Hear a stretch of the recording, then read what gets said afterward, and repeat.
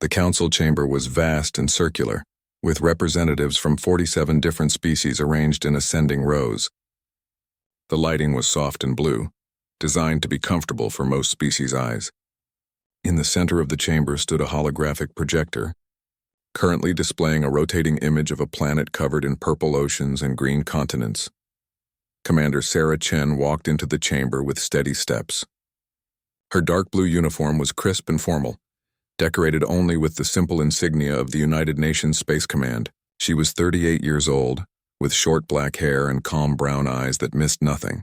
Behind her walked two aides, also human, carrying data pads and portable equipment. The Supreme Chancellor, a being called Vormith who resembled a walking mantis made of crystal, gestured with one of his forearms. "Commander Chen, thank you for coming on such short notice." Sarah stopped at the designated position and nodded. "Chancellor, your message said it was urgent." "It is." Vormith's voice came through a translator that made it sound like wind chimes. "We have a crisis. The Melodian homeworld has been blockaded by the Vrex Collective." The holographic display changed. Now it showed a planet surrounded by dozens of hostile ships. They were ugly vessels, all sharp angles and dark metal, bristling with weapons. Around the planet floated several massive space stations, each one the size of a small moon. Sarah studied the display without speaking. Her face showed no emotion. A different council member spoke up. This one was a Tarkoth, a species that looked like bipedal bears covered in thick red fur. "We have asked our finest warriors to attempt a rescue. All have declined after reviewing the tactical situation. The Zephyrite analyzed it for 3 days," added another voice. This belonged to a Kellian representative, speaking through the collective consciousness of 1,000 small insect-like bodies that moved as one. Their war singers calculated the odds at 0.03% survival. "Our Berserker clan studied the layout," the Tarkoth continued. "They determined it would be glorious but ultimately futile. Even we cannot fight 30 dreadnoughts and survive." Sarah continued watching the display. The hologram rotated slowly, showing the blockade from every angle. 30 massive warships, 4 fortress stations, countless smaller vessels, and in the center, trapped like a fly in a web, the peaceful world of the Melodians. "How long before the Vrex attack the surface?" she asked. 10 days, Vormith said. "They are waiting for their emperor to arrive. He wants to witness the conquest personally. The Melodians have no weapons, Commander. They are artists and philosophers. If the Vrex reach the surface, it will be a slaughter." Sarah tapped a control on her wrist device. The holographic display responded, zooming in on different sections. She examined the positions of each dreadnought. She studied the fortress stations. She looked at the patrol patterns of the smaller vessels. "What about their gravity well generator?" she asked, pointing to one of the stations. "It prevents any ship from jumping to faster than light speed within the system," explained a technical officer, a small green being with 6 eyes. "Any rescue fleet would have to fly through the entire blockade at sublight speeds. The journey from the system edge to the planet would take 6 hours under constant fire. No relief force could survive that long," the Tarkoth said firmly. "We lost 3 scout ships just trying to probe their defenses." Sarah was quiet for a long moment. She walked around the holographic display, viewing it from different angles. The council members watched her, waiting. Some of them shifted nervously. Others whispered to each other in their native languages. Finally, the Zephyrite War Master spoke. His crystalline body reflected the blue light of the chamber. "Commander Chen, we understand if you must decline. This is a death mission by any rational analysis. We only called you because humans have a reputation for attempting the impossible, but we will not think less of you if you refuse." Sarah looked up at him. Then she looked around at all the council members. "A death mission," she repeated slowly. "Yes," Vormith said quietly. "We have exhausted all other options. The Melodians will die in 10 days unless someone breaks that blockade. But we cannot ask anyone to commit suicide." Sarah turned back to the holographic display. She zoomed in on the largest of the Vrex dreadnoughts. It was a monstrous thing, 5 kilometers long, covered in armor plating and weapon batteries. The name beneath it read Savage Fang in translated text. "You said it's a death mission," Sarah said. She wasn't looking at the council anymore. Her eyes were fixed on the enemy fleet. "But you didn't answer my question." Vormith's crystal body tilted in confusion. "I do not understand." "We did not hear a question. Sarah finally turned to face them. Her expression was calm, but there was something in her eyes that made several council members lean back slightly. It wasn't anger or fear. It was calculation. A death mission for whom? She asked clearly. The chamber fell silent. The various aliens looked at each other, uncertain. The translator systems hummed as they processed the words in different languages. I still do not understand, Vormith said carefully. Sarah pointed at the display. You keep saying this is a death mission, that whoever goes will die, but you're assuming that the people who go are the ones who will die. She let that sink in for a moment. So I'm asking, whose death are we talking about? Mine or theirs? The Tarkoth war leader made a sound that might have been a laugh or a growl. You cannot be serious. There are 30 dreadnoughts. Even if you destroyed one, the others would overwhelm you. The math is simple, the Kellian Collective added. 1 human ship against 30 Virex dreadnoughts equals 1 dead human ship. Sarah smiled. It wasn't a warm smile. You're still thinking about this wrong. You're thinking about ship-to-ship combat. You're thinking about a fair fight. She walked closer to the holographic display and pointed at specific ships. You're thinking like warriors who value honor and glory. That's why you can't win. And you can? The Zephyrite sounded offended now. Maybe, maybe not. Sarah pulled out her own datapad and began taking notes. But I won't know until I've actually studied the problem. You looked at this for 3 days and gave up. That's not how humans work. Vormith leaned forward. What do you need? Everything. Every scan you have of those ships. Every communication you've intercepted. Every piece of intelligence about Vrex culture, psychology, command structure, and technology. Sarah looked up at the Supreme Chancellor. And I need complete tactical autonomy. No oversight. No council approval for my methods. You put me in charge and I do this my way. That is highly irregular. One of the other council members protested. So is asking someone to break an impossible blockade, Sarah replied. You want regular, ask your regular warriors. You want results, give me what I need. Vormith was quiet for a long time. His crystalline fingers tapped together, making soft chiming sounds. Finally, he nodded. Very well. You will have everything you ask for. When can you depart? 12 hours. I need to brief my crew and load supplies. Sarah turned to leave, then paused. And Chancellor? Stop calling it a death mission. It's insulting. What should we call it? Vormith asked. Sarah looked back at the holographic display one more time. At the 30 dreadnoughts that every other species feared. At the fortress stations and the gravity well generator. At the Vrex collective that thought themselves invincible. Call it an execution, she said. Then she walked out of the chamber, already planning. The UNSC carrier Indomitable was not the largest ship in the human fleet, but it was one of the most advanced. It stretched 2 kilometers from bow to stern, painted in the dark gray that all military vessels wore. Inside its hangar bays, crews worked around the clock preparing smaller ships and equipment. The corridors hummed with activity as personnel moved with purpose. In the main briefing room, Commander Sarah Chen stood before a gathering of 200 people.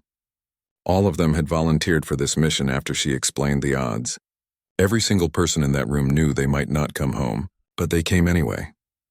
Let me be clear about what we're facing, Sarah said, pulling up the holographic display. The Vrex blockade appeared above the table, rotating slowly.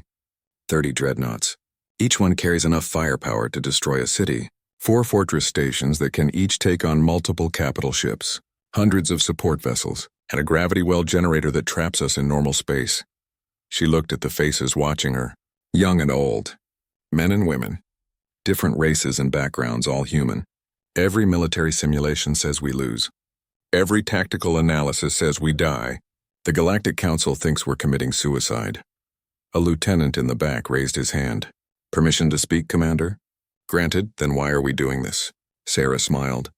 Because simulations and analysis assume we're going to fight fair. They assume we're going to do what the Virex expect. They assume we're going to die heroically in ship-to-ship combat. She paused. We're not going to do any of those things. She changed the display, zooming in on the largest Vrex dreadnought. This is the Savage Fang. Warmaster Thex commands it. He's been in charge of the Vrex Third Fleet for 18 years. He's won 47 battles and never been defeated. She looked around the room. He expects us to attack him directly. He expects a grand battle. He expects glory. We're going to disappoint him. said Lieutenant Commander James Park, Sarah's second-in-command. He was a tall man with gray hair and scars on his hands from 20 years of service. Exactly, Sarah agreed. Pull up the Vrex command structure analysis. A new holographic image appeared. It showed a pyramid with one figure at the top, connected by lines to other figures below. The Vrex Collective operates on absolute hierarchy. One leader commands each ship. That commander has total authority. No one questions their orders. No one makes decisions without permission. Sounds efficient, someone said. It is, Sarah replied. Until you kill the commander. Then the whole system falls apart. She walked around the holographic table. We've been studying the Vrex for the past 6 hours. Our intelligence officers have gone through every battle record, every cultural document, every piece of information the Galactic Council provided. She pulled up another image. This one showed the interior layout of a Vrex dreadnought. Their ships are designed around this philosophy. Every critical system runs through the command throne on the main bridge. Life support, weapons, engines, communications, all of it requires direct authorization from the War Master. That's a massive design flaw, said one of the engineers. A woman named Martinez. Only if you can reach the War Master, Sarah said. These ships have heavy armor, powerful shields, and thousands of crew members. They're designed to win ship-to-ship battles. They're not designed to defend against what we're about to do. The room was silent now. Everyone was listening carefully. Sarah pulled up a tactical diagram. Here's the plan. We're going to make the Vrex think we're doing exactly what they expect. We're going to broadcast surrender terms and request negotiation. We're going to approach at the edge of their sensor range with our fleet in plain view. That's suicide, someone muttered. It would be, Sarah agreed. If that was actually our fleet, she changed the display again. Now it showed hollow asteroids with engines attached. We're going to build decoys. We'll hollow out asteroids from the belt we passed 3 days ago. We'll attach engine units and transponder signals. From a distance, they'll look exactly like our ships. And what will we really be doing? Asked Lieutenant Park. Sarah's smile was cold. 12 stealth corvettes. Special operations teams. We're going to piggyback on Vrex supply ships that pass through the blockade. We'll attach to their hulls like parasites. They'll carry us right through their own defenses. The room erupted in excited whispers. Sarah let them talk for a moment before raising her hand for silence. This won't be a clean operation. It won't be honorable. We're going to use every dirty trick humanity ever invented. Explosive decompression, computer viruses, EMP devices, and when necessary, close combat. How many ships do we need to take out? Asked one of the Special Forces officers, a compact man named Chen who was no relation to the commander. 30, Sarah said simply. The whispers started again. 30 at the same time? At the exact same microsecond, Sarah confirmed. We've identified the 30 most critical vessels in their fleet. If we can eliminate their commanders simultaneously, the entire blockade will collapse into chaos. Without clear leadership, they'll fight each other for command. They'll drift without orders. They'll be vulnerable. That's assuming we can actually board 30 ships at once, said Martinez, and fight our way to 30 command decks, and kill 30 War Masters, all without any of them sending a warning to the others. Correct, Sarah said. That's exactly what we need to do. The room was quiet again. But this time it wasn't nervous silence. It was thoughtful silence. People were already running the numbers in their heads, already thinking about how to make it work. The Galactic Council wouldn't approve this, said Lieutenant Park quietly. The Galactic Council isn't here, Sarah replied. They gave me tactical autonomy. That means we do this the human way. She looked around the room at all the faces watching her. The other species fight with honor. They value glory in battle. They accept death missions as part of warfare. That's fine for them. But we're human. We don't plan to die for our cause. We plan to make the other bastard die for theirs. Someone in the back started clapping. Then another person joined. Within seconds, the entire room was applauding. Sarah raised her hand again. We have 8 days before the Vrex Emperor arrives. 8 days to prepare. I need engineering teams working on the stealth corvettes. I need intelligence officers analyzing every detail of Vrex ship layouts. I need special forces practicing boarding actions.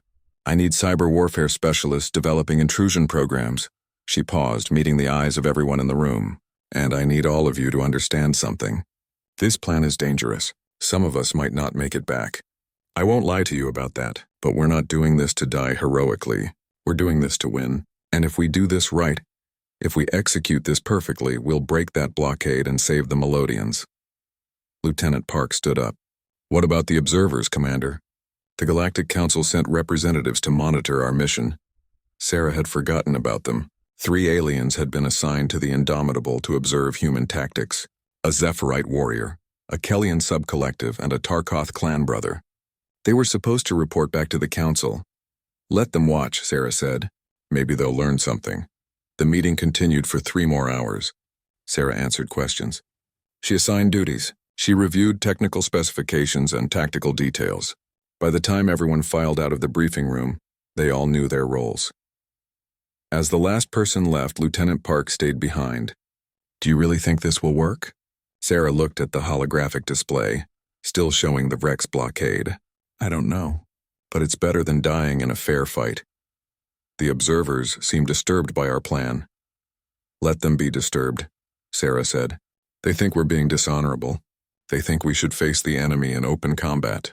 But honor doesn't save lives, James. Strategy does. She turned off the display and headed for the door. There was too much work to do and not enough time to do it. Commander, Park called after her. She stopped and looked back. For what it's worth, he said. I'm glad you asked your question back in the council chamber. About whose death we were talking about, Sarah nodded. So am I, because now we have a plan.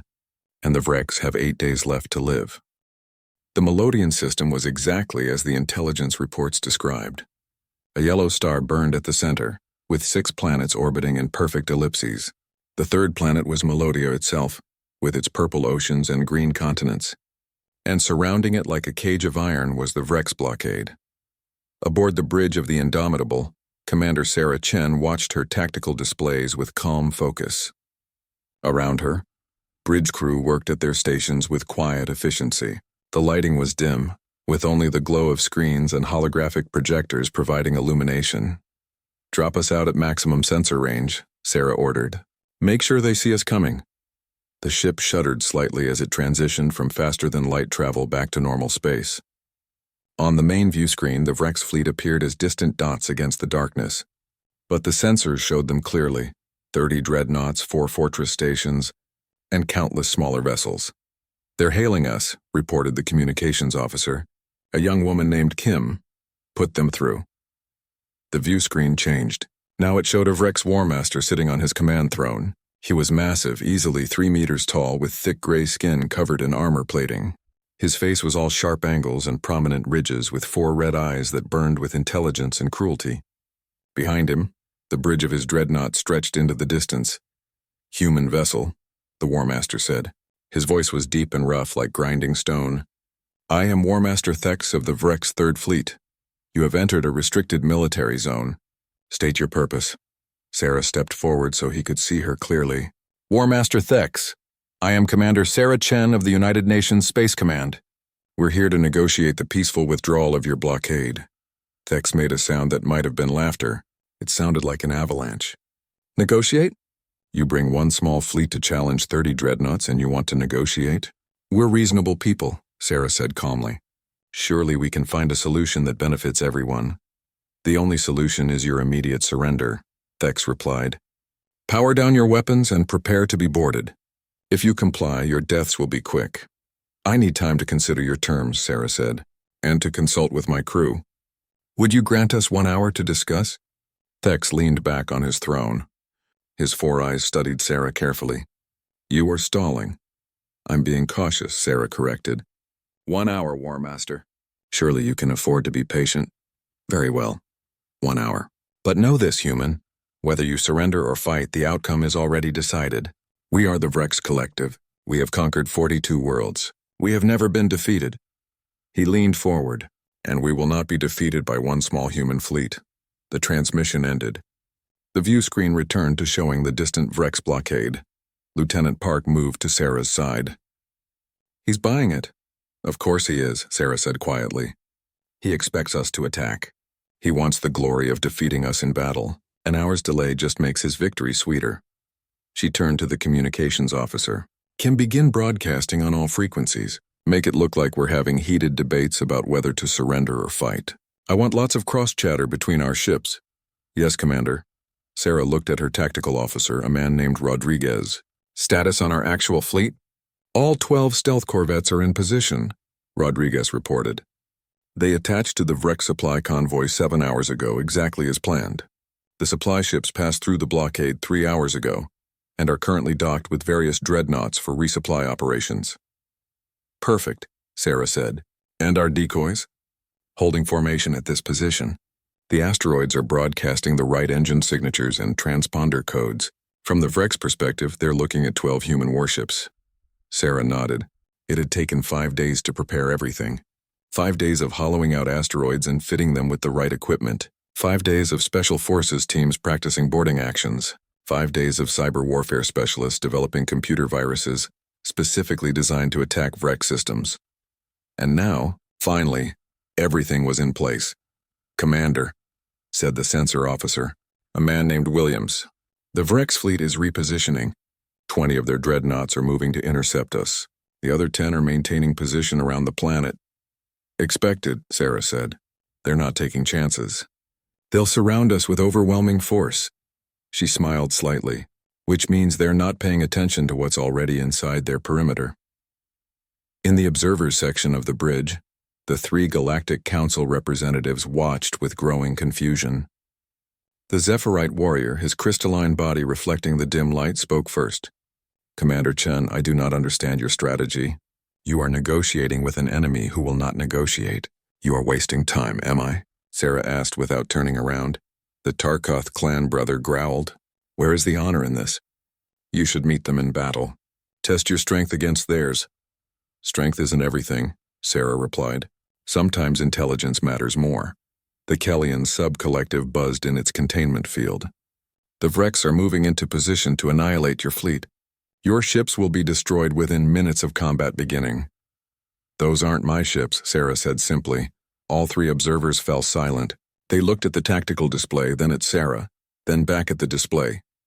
Explain, demanded the Zephyrite. But Sarah was already focused on her own console. Rodriguez, give me a direct link to all Special Forces teams.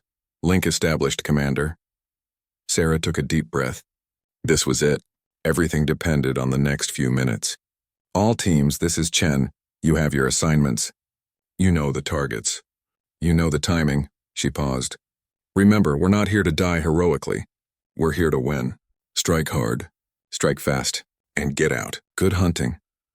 Across 12 different Vrex dreadnoughts, hidden in cargo bays and maintenance tunnels, human special forces teams received the message. Each team consisted of 12 operators, heavily armed and trained for exactly this kind of mission. They checked their weapons one final time. They synchronized their chronometers. They prepared to move. Commander, Williams said from his sensor station, the Vrex formation is complete. 20 dreadnoughts in a sphere around our position. They're charging weapons. Let them, Sarah said. Kim, open a channel to War Master Thex. The view screen showed the Vrex commander again. He looked pleased with himself. Your hour is up, human. Have you decided to surrender? Actually, Sarah said, I have a question for you. Thex's 4 eyes narrowed. You are in no position to ask questions. Humor me, Sarah replied. How long does it take a Vrex War Master to die? The question hung in the air for a moment. Thex's expression changed from amusement to confusion to anger. What kind of question is that? Sarah checked her chronometer. You're about to find out. In 3, 2, 1. On the main tactical display, 30 points of light suddenly turned red. Alarms began blaring on Vrex ships throughout the fleet. On the view screen, Thex suddenly stood up from his throne, turning to look at something off camera. His mouth opened in what might have been a command or a curse. Then the transmission cut off. What did you do? The Zephyrite observer demanded. Sarah turned to face them. We stopped negotiating. The tactical display showed chaos spreading through the Vrex fleet. Ships were broadcasting emergency signals. Some were firing their weapons randomly. Others were drifting without power. The perfect formation that had surrounded the Indomitable was dissolving into confusion. Rodriguez, Sarah said calmly. Status report. Special Forces teams report successful insertion on all 30 primary targets, Rodriguez said, reading from his display. Command decks have been breached. Resistance is heavy but manageable. Casualties? Minimal so far. Teams are following extraction protocols. Sarah nodded. Activate our jamming systems. Make sure the Vrex can't coordinate a response. Jamming active, Commander. On the tactical display, the Vrex fleet continued to descend into chaos. Without their commanders, the rigid hierarchy that gave them strength became a fatal weakness. Junior officers fought each other for command authority. Ships collided as they maneuvered without clear orders. The fortress stations, waiting for commands that would never come, held their positions uselessly. The gravity well generator just went offline, Williams reported. The station crew shut it down themselves. How? Asked the Tarkoth observer. We spoofed an evacuation order, Sarah explained. Made it look like it came from their high command. Without a War Master to confirm or deny, they followed standard procedures and powered down before evacuating. The Kellyan subcollective buzzed loudly. This is not warfare. This is assassination. This is warfare, Sarah corrected. Just not the kind you're used to. We didn't come here to die in glorious combat. We came here to complete a mission, and sometimes that means using tactics that make you uncomfortable. The Zephyrite warrior was silent for a long moment. Then quietly he said, You decapitated their entire fleet simultaneously. Yes, Sarah agreed. 30 War Masters all eliminated within a 4-minute window. Without commanders, their ships are just expensive metal boxes floating in space. She turned back to the tactical display. Several Vrex ships were already fleeing, jumping to faster-than-light speed now that the gravity well was down. Sergeant Marcus Cole pressed himself against the cold metal wall and listened. His breathing was steady despite the pounding of his heart. Behind him, 11 other operators from Special Forces Team 7 waited in perfect silence. They had been hiding in a maintenance tunnel for 3 hours, waiting for the right moment. That moment had just arrived. Go, Cole whispered into his helmet communicator. The team moved like shadows. They had studied the layout of this dreadnought for days, memorizing every corridor and junction. The Vrex crew had no idea that 12 humans were already aboard their ship, smuggled in when a supply vessel docked for routine resupply. The Vrex collective built their ships with efficiency in mind, not security. Why would they need internal defenses? Who could possibly board a dreadnought in the middle of a fleet? The idea was unthinkable. Until now. Cole led his team through the maintenance tunnel, moving fast but quiet. Their armor was painted matte black to absorb light. Their weapons were loaded with specialized ammunition designed to penetrate Vrex armor. Every piece of equipment had been selected for this exact mission. Behind him, Specialist Chen checked her datapad. The cyber warfare team back on the Indomitable had hacked into the ship's internal sensors and were feeding the team real-time information. 3 guards at the next junction, she whispered, armed with plasma rifles. No additional patrols for another 2 minutes. Copy, Cole replied. He made hand signals to the rest of the team. They understood immediately. The team reached the end of the tunnel and stacked up by the access panel. Cole counted down on his fingers. 3, 2, 1. The panel exploded outward, torn off by a precisely placed breaching charge. Before the Virex guards could react, 3 operators rolled through the opening and fired. The specialized ammunition punched through the alien's armor. All 3 guards dropped before they could sound an alarm. Clear, one of the operators reported.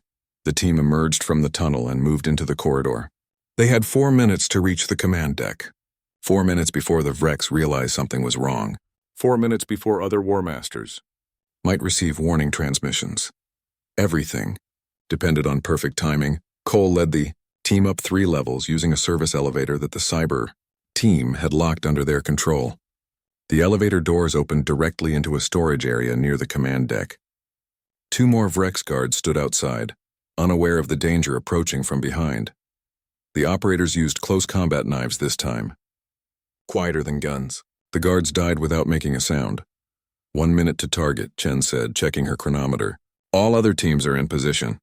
Cole felt a surge of respect for Commander Chen's planning. 12 teams, 12 dreadnoughts, all moving in perfect synchronization.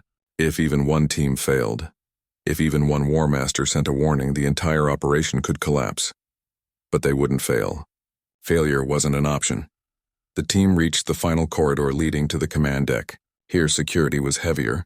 6 guards stood outside the massive sealed door. Inside, War Master Groth commanded his ship from his throne, probably watching the human fleet on his view screen and preparing for glorious battle. He would never get that battle. Chen, kill the lights, Cole ordered. The corridor plunged into darkness. The Vrex guards shouted in confusion. Their eyes needed time to adjust, time they didn't have. The human operators wore night vision goggles. To them, the corridor was clear as day. They advanced quickly, firing controlled bursts. The guards fell one by one. One managed to fire his weapon, but the plasma blast went wide, scorching the wall.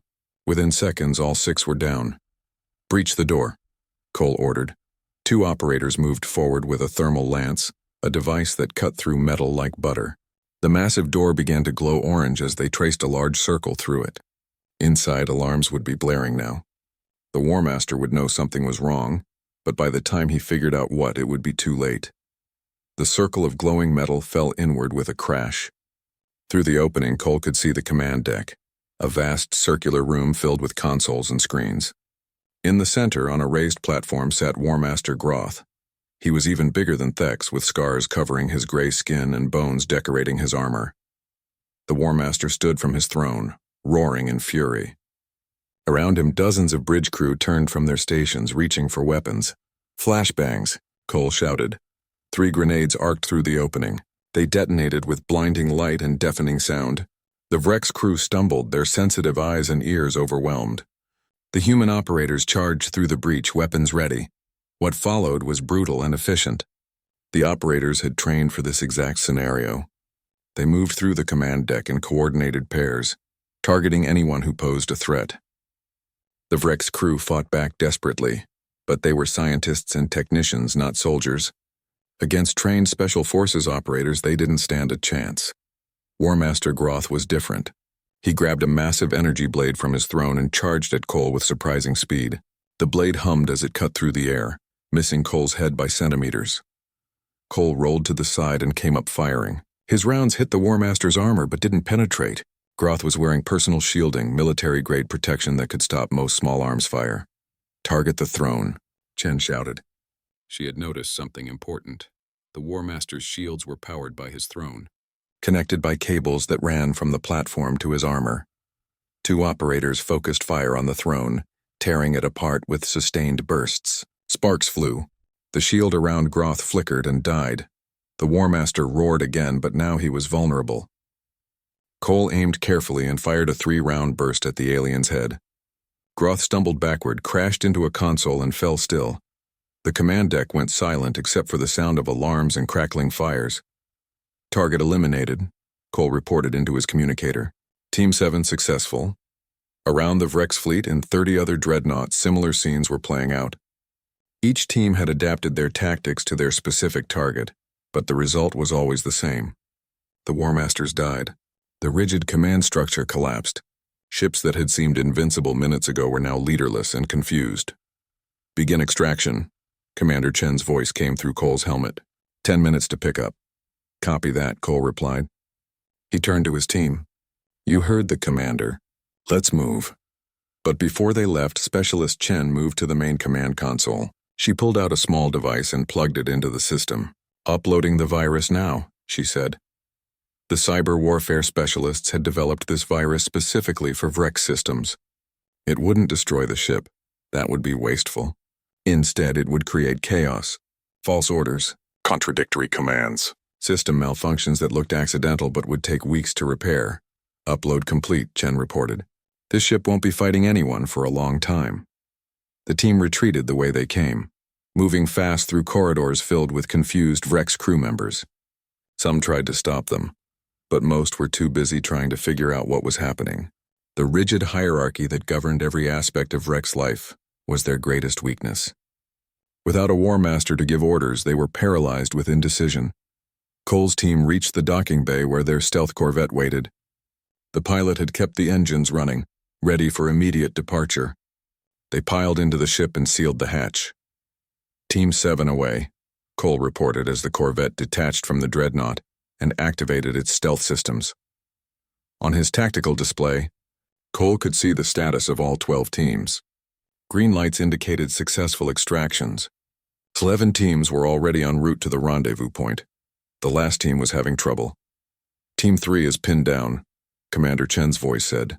"They're taking heavy fire near the docking bay." Cole checked his display. Team 3 had been assigned to the dreadnought Crimson Death. Something had gone wrong. The War Master there had better security, or maybe they had been detected early. Can we assist? Cole asked. Negative, Chen replied. You're too far away. Team 3, report status. A different voice came through, strained and breathing hard. This is Lieutenant Foster, Team 3 leader. We eliminated the target, but got caught in a crossfire during extraction. 2 wounded but mobile. We're fighting our way to the docking bay now. Cole listened tensely. Every operator knew the risks. They had all volunteered knowing they might not come back. But that didn't make it easier to listen to fellow soldiers in trouble. Team 3, this is Chen. The jamming is active. The Vrex can't coordinate a response. Use that confusion. Make them think you're a larger force. Copy that, Commander. For 5 long minutes, Cole and his team listened to the sounds of combat over the communications channel. Gunfire, explosions, shouted orders. Then finally, Foster's voice came through again. Team 3 is away. All personnel accounted for. We're heading to rendezvous now. Cole let out a breath he didn't know he was holding. All 12 teams successful. All personnel extracted. The mission was complete. He looked at his team members, all still in their armor, weapons held ready. They looked tired but satisfied. They had done something impossible. They had boarded enemy dreadnoughts in the middle of a fleet and lived to tell about it. Good work, everyone, Cole said. The Melodian homeworld was beautiful in the sunlight. From orbit, Commander Sarah Chen could see vast forests of purple vegetation, oceans that reflected the yellow sun, and cities that looked more like works of art than urban centers. The Melodians built with curves and flowing lines, everything designed to be harmonious with nature. The UNSC Indomitable held position in orbit alongside 3 other human vessels. Below, the Melodians were celebrating. Their butterfly-like forms danced in the air, their wings catching the light and creating rainbow patterns. They sang songs that could be heard even from space, transmitted on open frequencies for all to hear. They were singing about freedom, about survival, about the humans who had saved them. Sarah stood on the observation deck watching the planet below. She felt tired. The past week had been intense, planning, preparing, executing, and then managing the aftermath. The Vrex fleet had scattered. Some ships fled. Others surrendered. A few tried to fight but were easily defeated by the Galactic Council forces that arrived shortly after the blockade collapsed. Not a single human life had been lost. 3 operators had been wounded, but the medical team said they would recover fully. The mission had been a complete success. So why did Sarah feel uneasy? Commander Chen, said a voice behind her. She turned to see Lieutenant Park approaching. The Galactic Council is ready for you. The ceremony begins in 1 hour. Sarah nodded. Thank you, James. Are you all right? Just thinking, Sarah said. She looked back at the planet. We did a good thing here. We saved millions of lives, but I can't help wondering what happens next. Park stood beside her, also looking at Melodia. What do you mean? The Council is nervous, Sarah explained. So are the other species. They didn't expect us to win. They definitely didn't expect us to win without losing a single ship. She paused. We showed them something they weren't ready to see. That humans are effective warriors? No, Sarah said. That humans fight differently. We don't value honor over victory. We don't seek glorious death. We use tactics that make them uncomfortable. She sighed. The Zephyrite Observer told me this morning that what we did was dishonorable. The Tarkoth said we fought without courage. Even the Kellians seemed disturbed by our methods. Park was quiet for a moment. But we won. We saved the Melodians. Isn't that what matters? To us, yes. But to them? Sarah shook her head. I'm not sure. Come on. Let's get this ceremony over with. An hour later, Sarah stood in the Grand Council chamber once again. This time, the room was packed with representatives from dozens of species. News of the battle had spread quickly through the galactic community. Everyone wanted to see the human commander who had broken the unbreakable blockade. Supreme Chancellor Vormith stood at the center podium, his crystalline body reflecting the lights. Commander Sarah Chen of the United Nations Space Command, please step forward. Sarah walked to the designated position, her dress uniform crisp and formal. Around her, thousands of eyes watched from the gallery seats.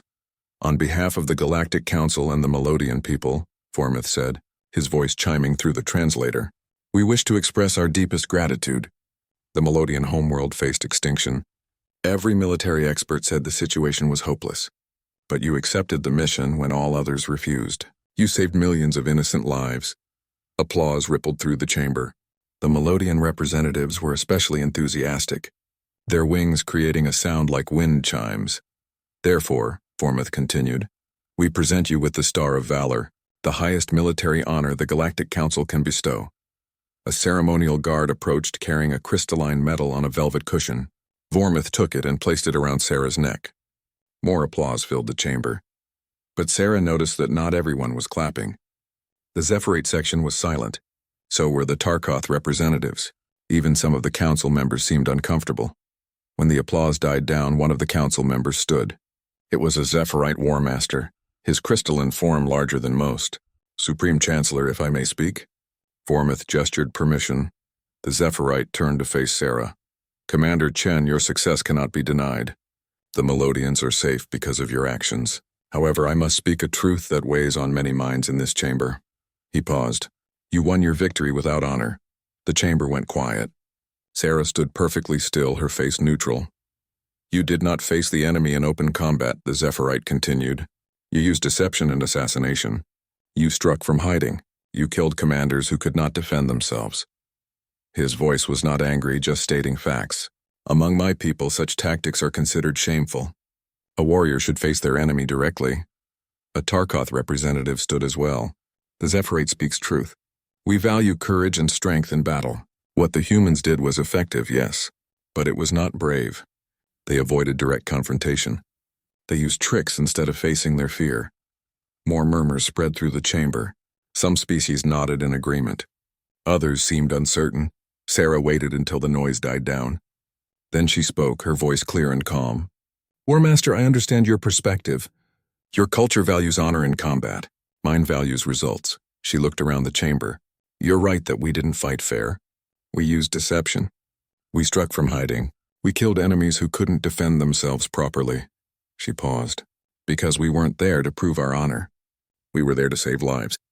The Melodians didn't need us to die gloriously. They needed us to break the blockade and stop the Vrex, and that's exactly what we did. But at what cost to your honor? The Zephyrite asked. Honor doesn't save lives, Sarah replied firmly. Strategy does. Planning does. Execution does. She stepped forward. You asked us to accomplish the impossible. You didn't specify how. You just said it needed to be done. She looked directly at the Zephyrite War Master. If you wanted an honorable defeat, you should have sent your warriors. They would have fought bravely and died gloriously, and the Melodians would be extinct.